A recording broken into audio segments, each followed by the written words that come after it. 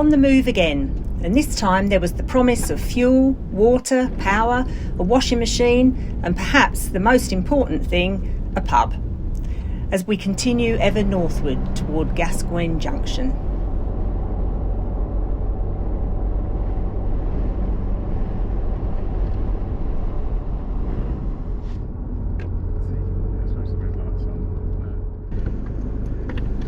After making full use of all the facilities on offer, we unhitched the van and set off on a day trip to the Kennedy Ranges.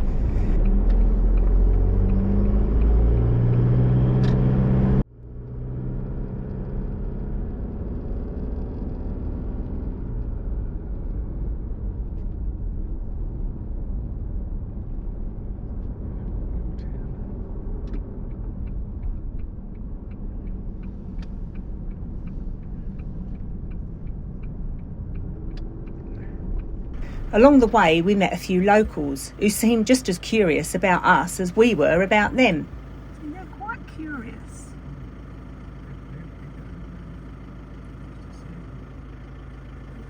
They're tall. They're not as fat, but they're tall. A little further on, we decided it was time to practice some of those classic YouTube drone shots.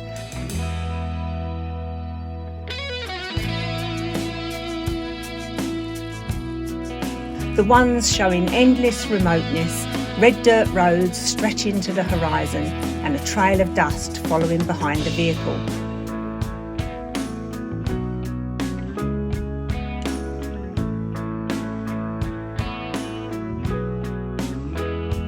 We were only just starting to get the hang of it when we realised that we were attracting some unwanted attention. Had we been flying any higher or reacted any slower, the drone would almost certainly have been gone. A wedge-tailed eagle was only seconds away from taking it out. Talons out, wings back, locked in and ready to strike. It was only a few feet away. Unfortunately, the drone camera had been turned off at the time. If it had been recording, the footage would have been incredible. Unfortunately, you're just going to have to take our word for that. The wedge-tailed eagle is Australia's largest bird of prey and one of the biggest eagles in the world, with an impressive wingspan of up to 2.8 metres. It is huge. I can't just stay, somebody's got to come in that corner.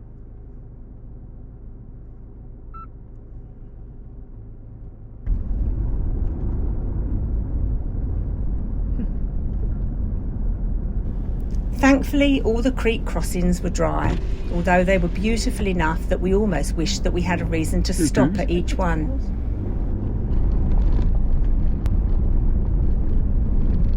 Hooray, no water. No ford to go through.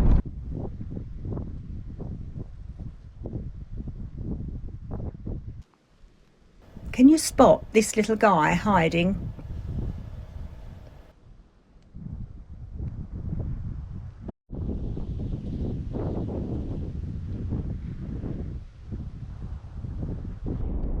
And then it was on to the Kennedy Ranges.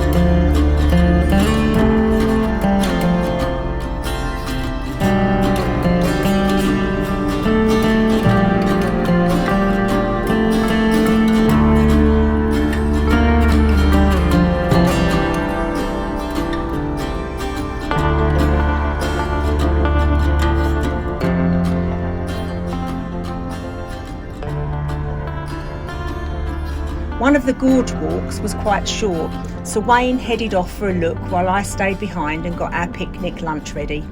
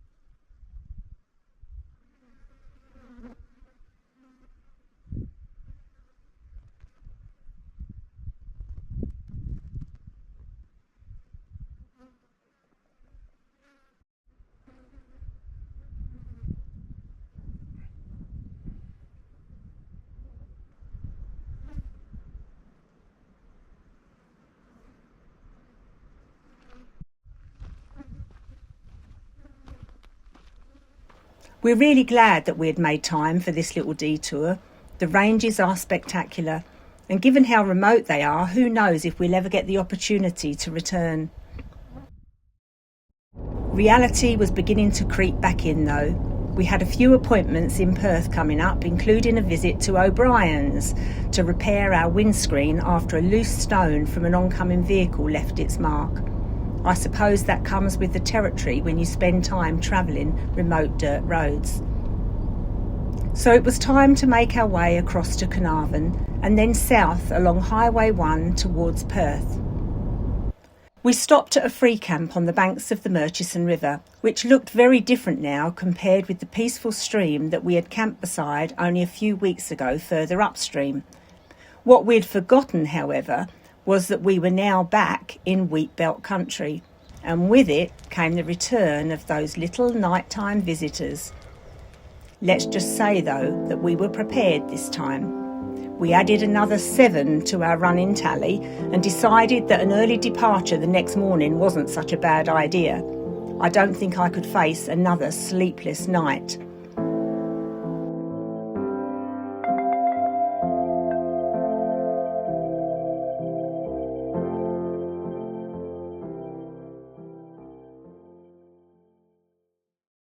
Our next stop was a property near Dongara.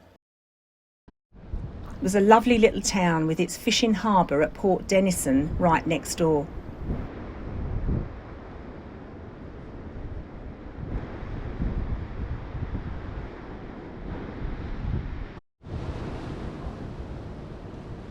Port Denison is known as the rock lobster capital of Australia.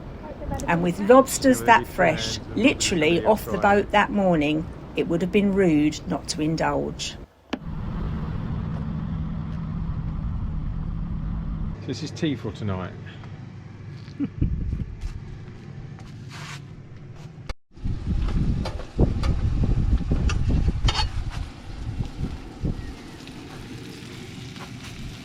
Smells nice.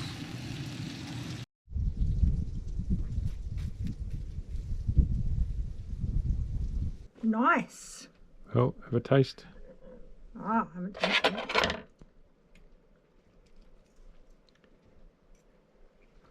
Oh, that's nice. Nice and fresh. You won't get fresher than that.